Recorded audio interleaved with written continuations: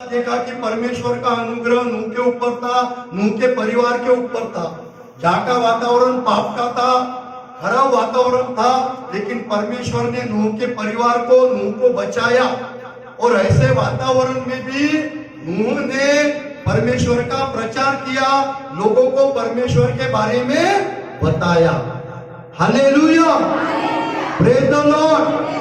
2025 में परमेश्वर का अनुग्रह, परमेश्वर की दया, परमेश्वर की आशीष तुम पर, तुम्हारे परिवार पर रहने वाली है।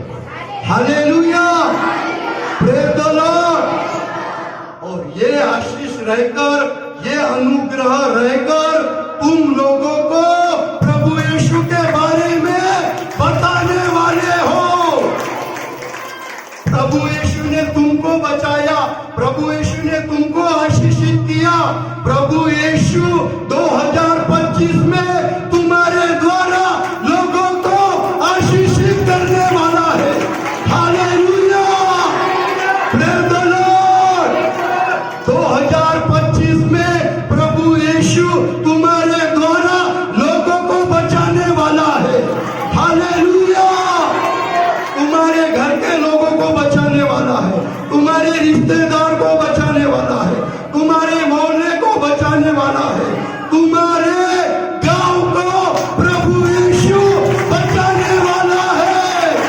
Hallelujah, praise the Lord. क्योंकि उस परमेश्वर ने हम पर अनुग्रह किया है, उस परमेश्वर का अनुग्रह हम पर है। हम कुछ नहीं कर सकते, हमसे कुछ नहीं हो सकता, लेकिन अगर हमारे साथ प्रभु यीशु है, अगर हमारे ऊपर प्रभु यीशु का अनुग्रह है, हम असंभव को संभव कर सकते हैं। Hallelujah, praise the Lord. और 2025 में तुम्हारे द्वारा प्रभु यीशु असंभव बातें संभव करने वाला है। Hallelujah, praise the Lord. क्योंकि उस परमेश्वर का अनुग्रह हम पर हुआ है, उस परमेश्वर का अनुग्रह इस मंडली पर हुआ है, अनुग्रह हुआ है, उसकी कृपा हम पर हुई है। उस परमेश्वर ने हमको चुना है, उस परमेश्वर ने हमको आशीष के वारिस बनाया है। वो परमेश्वर हमको जीतने वाले लोग बनाना चाहता है। Hallelujah, praise the Lord. तुम लोग आशीषित लोग हो, तुम लोग सामर्थी लोग हो। 2025 में परमेश्वर के अभिषेक में परमेश्वर तुमको बढ़ाने वाला है। 2025 में आत्मिक दान वरदानों से प्रभु यीशु तुमको भरने वाला है। Hallelujah, praise the Lord. और 2025 हम सबके लिए परमेश्वर आशीषित करने वाला है। Hallelujah, praise the Lord. और उस परमेश्वर का अनुग्रह हम सब पर रहने वाला है और बढ़ने वाला है। ये बातें हमने पिछले सप्ताह में देखी। आज हम और एक वचन पढ़ेंगे, निर्गमन 33 अध्याय 12 और 13 पढ़ेंगे। मूसा ने यहोवा से कहा, सुन, तू मुझसे कहता है इन लोगों को ले चल, परंतु यह नहीं बताया कि तू मेरे संग किसको भेजेगा। तो भी तूने कहा है तेरा नाम मेरे चित्त में बसा है और तुझ पर मेरे अनुग्रह की दृष्टि है। और अब यदि मुझ पर तेरे अनुग्रह की दृष्टि हो तो मुझे अपनी गति समझा दे, जिससे जब मैं तेरा ज्ञान पाऊं तब तेरे अनुग्रह की दृष्टि मुझ पर बनी रहे।